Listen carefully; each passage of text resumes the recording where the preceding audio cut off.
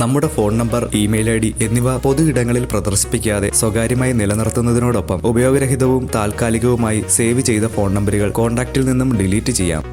അപരിചിതരുടെ നമ്പറുകൾ സേവ് ചെയ്യുന്നത് പരമാവധി ഒഴിവാക്കുക. സാധാരണയായി നാം ഇമെയിൽ ഐഡി ഉപയോഗിച്ച് നിർമ്മിച്ച വിവിധ ഇന്റർനെറ്റ് അക്കൗണ്ടുകളിൽ സംശയാസ്പദമായി എന്തെങ്കിലും സംഭവിച്ചാൽ അതിനെക്കുറിച്ചുള്ള അറിയിപ്പുകൾ മെയിലുകളായി ലഭിക്കാറുണ്ട്. അതുകൊണ്ട് ഇൻബോക്സിലേക്ക് എത്തുന്ന മെസ്സേജുകളിൽ എപ്പോഴും ശ്രദ്ധയുണ്ടാവണം. അതേസമയം തന്നെ ലഭിച്ച ഫയലുകളും ലിങ്കുകളും ക്ലിക്ക് ചെയ്യുമ്പോൾ അതീവ ജാഗ്രത പുലർത്തണം. അറിയപ്പെടാത്ത ആപ്പുകളിലും വെബ്സൈറ്റുകളിലും യഥാർത്ഥ കോൺടാക്ട് നമ്പരും ഇമെയിൽ ഐഡിയും നൽകാതിരിക്കുന്നതാണ് ഉത്തമം. കൂടാതെ പാസ്വേഡുകൾ സാഹചര്യം പോലെ ഇടയ്ക്ക് മാറ്റം വരുത്തി ഒരു നോട്ട്ബുക്കിലോ ഡയറിയിലോ കുറിച്ച് സൂക്ഷിക്കാം. ബാങ്ക് ഇടപാട്, ഷോപ്പിംഗ്, മറ്റാവശ്യങ്ങൾ എന്നിവയ്ക്കായി പ്രത്യേകം ഇമെയിൽ ഐഡികൾ നിർമ്മിക്കുന്നതും നല്ല ശീലമാണ്.